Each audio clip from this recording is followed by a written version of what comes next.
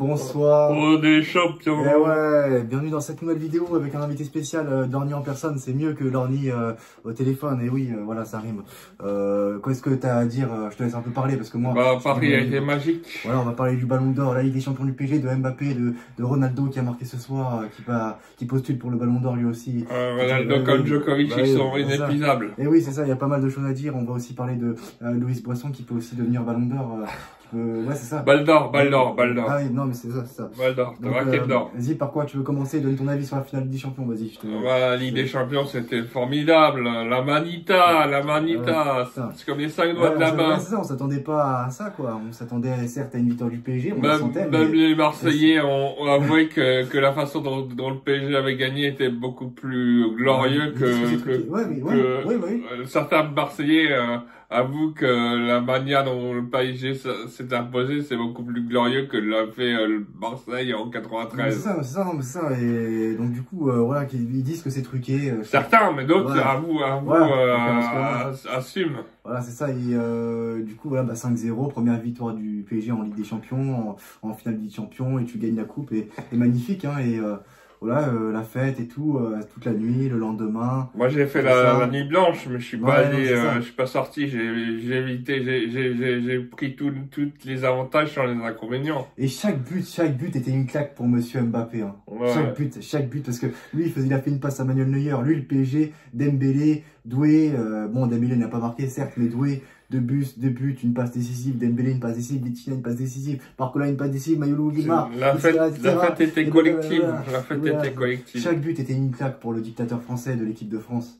Et il a quand même envoyé un petit message de félicitations. Oui, enfin, on s'en fout. Enfin, qu'est-ce qu'on s'en fout? Ni Aubigny, pardon pour ce qu'il a fait. Qu'est-ce qu'on s'en fout? C'est de l'hypocrisie. Là, il a avec les joueurs de l'équipe de France à Clairefontaine avec sa sélection, les joueurs du PSG qui sont champions d'Europe, qui sont arrivés en équipe de France. Bon, voilà, qu'est-ce qu'on s'en fout? C'est de la com, c'est même Didier Deschamps et tout ça. D'autres joueurs de l'équipe de France, Manu Koné, Ryan Cherki, par exemple, ils portent pas leurs couilles. Ils disent Mbappé, il y a Dembélé, mais il y a aussi Mbappé. Mais tu vois, même Koubarsi, le joueur du FC Barcelone, il fait plus de propagande pour Dembélé Ballon d'Or. Même Roland Garros fait tout pour que Dembélé soit Ballon d'Or. Ils mettent Dembélé en avant. Et je vais voir, parce que toi, t'es vraiment un fan absolu du tennis. T'es vraiment un passionné du tennis. Et donc, du coup, voilà. Et même, ils font tout. Et l'équipe de France, Didier Deschamps et tout ça, eux ne font rien pour que Dembélé soit Ballon d'Or. Heureusement qu'Ibrahima Konaté, aujourd'hui, a porté ses couilles en déclarant et en disant que, oui, Dembélé, ce qu'il a fait, il doit l'avoir, le Ballon d'Or. Ça va jouer entre lui et Lamine Yamal. Oui, voilà, mais surtout pas Dembélé. Dans ce cas-là, on donne le Ballon d'Or à Ronaldo qui a marqué ce soir face à l'Allemagne. Et voilà, c'est ça. Donc, s'il va jouer comme ça. Et du coup, t'as d'autres choses à rajouter par rapport à la finale ou... Non, c'était sans appel. 5-0, il y a eu un petit quart d'heure de flottement en début de seconde mi-temps, où j'ai un peu peur que l'Inter revienne, parce qu'ils maîtrisaient pas trop leur sujet en début de seconde mi-temps, les Parisiens. Le premier quart d'heure, je trouvais qu'il y avait une zone... Oui, il y avait un petit... non, moins 5 minutes. 10 minutes. C'était un peu... les deux équipes se craignaient, mais bon, voilà, non, je veux dire... après, c'est bon, le PSG a déroulé son jeu et a maîtrisé et a pris le dessus. 1-0, le 1-0 est arrivé rapidement. 2-0 juste après. Et après, voilà, 3-0, tu prends 3-0, t'as la tête sous l'eau. Encore plus après. Et après, ça ramène le 4e but, etc., 5e but. Enfin, rouleau compresseur, quoi. Et non, franchement, faut être de mauvaise foi pour dire que c'était truqué, hein, vraiment. Voilà, mais c'est ça. Et oui, c'est vrai que moi, j'ai remarqué aussi les premières minutes. Bon, toi, tu dis 10 minutes, 15 minutes. Moi, je dis plus 5 minutes où il y avait vraiment un petit round d'observation. Je suis d'accord avec toi.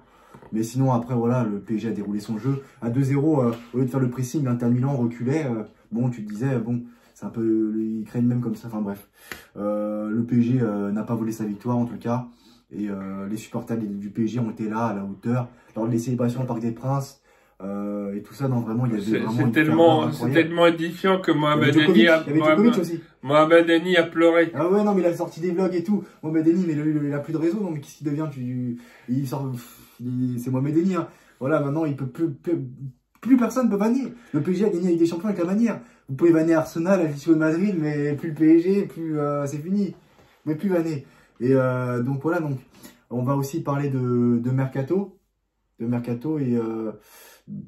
est-ce que tu as suivi un peu? Non, parce que moi, le Real Madrid qui veut shipper Franco Antonio, l'Argentin de River Plate, le crack et tout. Donc, je connais pas. Bon, l'agent, l'entourage et tout ça, lui-même attendait le Real Madrid. C'était un rêve pour lui de rejoindre le Real Madrid. Bon, bah après, s'il veut rejoindre le Real Madrid, qu'il rejoigne le Real Madrid. Il fut un temps où on pleurait quand un joueur ne voulait pas venir au PSG et qu'il allait dans un autre club. Maintenant, s'il veut pas venir au PSG, on s'en fout. On veut que des joueurs qui veulent venir dans notre club. Si des joueurs ne veulent pas, ils n'ont pas confiance au projet, bah dégagez. Voilà. Et on s'en fout maintenant. Ici, il veut cirer le banc avec Arda Güler, et Brahim Diaz, Hendrick et tout ça. Nous, on s'en fout. On va le laisser cirer le banc. Nous, on prendra d'autres joueurs. Et on s'en fout. Le Real Madrid, de toute façon, veut plus embêter le PSG qu'autre chose, plus que de se renforcer, à mon avis, parce qu'ils ont déjà fait ça par le passé. En 2021, malheureusement, le PSG a eu tort de faire ça, mais a été ferme par rapport à Mbappé, où le Real Madrid avait fait une offre pour lui. Il n'était pas venu, mais bon, tu remarques qu'à chaque mercato, le Real Madrid veut mettre des bâtons dans les roues au PSG. Ils ont peur du PSG. Le PSG craint maintenant. Et le PSG maintenant est devenu une référence en Europe. Et les clubs vont être des hyènes. C'est-à-dire que non seulement ils vont aller vers les joueurs du PSG, mais en plus de ça, ils vont aller vers chaque cible du PSG maintenant. Et ça, on le voit venir le coup. Et pour moi, voilà, ils ont déjà fait ça avec Camavinga, Tchouaméni. Voilà, moi, ça m'étonne pas des méthodes dégueulasses du Real Madrid. Ils sont pas classe au Real Madrid. Avant chaque match, avant la finale de Coupe du Roi, ils ont fait des histoires pour les arbitres. Ils ont mis une pression à l'arbitre. L'arbitre a pleuré et tout ça. On est où là? Le Real Madrid est détestable. Moi, je veux qu'il arrive rien de bon au Real Madrid. Je veux que le Real Madrid se fasse exposer dans chaque compétition. À l'avenir, dans la saison qui arrive, dans les années qui arrivent, je veux que le Real Madrid goûte rien. Voilà, c'est ça. Et je le dis avec le cœur et sincèrement. Voilà, moi, je suis pas un fan. Mais ils vont gagner d'autres titres, ça je sais pas. Xabi Alonso, c'est pas parce que Xabi Alonso que ça y est, le Real Madrid va se remettre et gagner les titres. Voilà, je veux qu'il se fasse écraser, le Real Madrid. Je le dis, j'ai pas peur de le dire, je veux que le Real Madrid goûte à la misère. Je veux pas que l'équipe de France d'Mbappé gagne des trophées. Parce que c'est l'équipe de France d'Mbappé, c'est le capitaine. Et moi, je refuse. À chaque fois, peu importe où il passe, au PSG, l'équipe de France, le Real Madrid, il sabote tout. Il a la main mise sur tout le monde. Il contrôle Didier Deschamps comme une marionnette. Il contrôle. Moi, ça suffit. J'en ai ras-le-bol. Je te laisse un peu parler. Vas-y. Non, moi, je ne parle pas d'Mbappé parce que il a déjà son retour de karma, donc ça suffit. Ah oui, il a bien eu comme il faut, hein, son retour du bâton. J'ai pas d'autres choses à rajouter par rapport à ça. Et donc, on va aussi, je sais que tu aimes bien le tennis et tu feras une vidéo tennis dans pas longtemps. Oui. C'est quand même, on peut en parler vite fait aussi. Louise Bosson, c'est quand même incroyable. Parce qu'elle a fait... 361e mondial qui aligne la numéro 3 et la numéro 6 mondiale. C'est un match truqué, ça aussi, non? Non, je crois pas, non. Je me mets dans la logique des Marseillais, même l'Allemagne-Portugal, c'était truqué, je crois. But de Ronaldo, c'était ça aurait été truqué ça aurait été truqué si Loïs Boisson était parisienne, mais je sais même pas si elle est parisienne. C'est ça. Et du coup, il y aura une parade sur les Champs-Élysées, si elle gagne Roland Garros, ça va être le feu, hein, ça va être le bordel. Non, je crois qu'elle peut bousculer l'ordre établi encore. Hein. Là, elle est à domicile, là, elle vient de nulle part, elle sort de nulle part et tout. C'est incroyable, c'est jamais vu dans l'histoire. Elle fait de Raducanu, là. Ouais, 14 ans sans truc. Djokovic, il gagne. Zverev, Djokovic éternel. Zverev, le maudit, l'éternel maudit, quoi. En grand chelem, malheureusement pour lui, le pauvre. Et bon, bah, tant que Sinner et Alcaraz ne gagnent pas le tournoi de grand chelem, ça me va après. Ouais, mais ils vont gagner. Et Djokovic sera trop juste contre Sinner, je pense. Et sinon, bah, je te laisse 2 mots de la fin. Bientôt les finales NBA. Oui, et puis notez que l'année prochaine, la NBA sera diffusée sur Amazon Prime. Et du coup, voilà, Indiana Pacers, c'est quand même, ils reviennent bien. Hein. Milwaukee Bucks, deux années de suite qu'ils éliminent en playoff. Pareil pour les New York Knicks. Et incroyable, finale de conférence d'affilée. Là, ils ont perdu contre le Boston Celtics l'année dernière. Là, ils gagnent. Là, ils se retrouvent en finale. C'est un peu, ça me rappelle un peu le PSG, là. Ouais, Indiana Pacers, là, ils sont en train ils tournent autour du pot depuis quelques années. Non, mais ils reviennent surtout depuis fin 2023. Ils reviennent d'un seul coup, ils se mettent devant, là, dans le devant de la scène. Mentalement, ils sont très forts. Mentalement, ils sont très forts, même à l'extérieur. Tyrese Haliburton, Turner, Nembhard, Siakam, tout ça. Vraiment, tout le monde est là, même le banc et tout. Il y a vraiment de très très bons joueurs. Chez les Pacers, c'est même non, mais depuis la NBA Cup, là, quand ils avaient perdu contre les Lakers, franchement, ils avaient éliminé les Bucks et tout. Du coup, il y a une rivalité entre Bucks et Pacers, à voir si. D'ailleurs, en parlant des Bucks, on ne sait pas si Giannis va rester chez les Bucks, mais bon.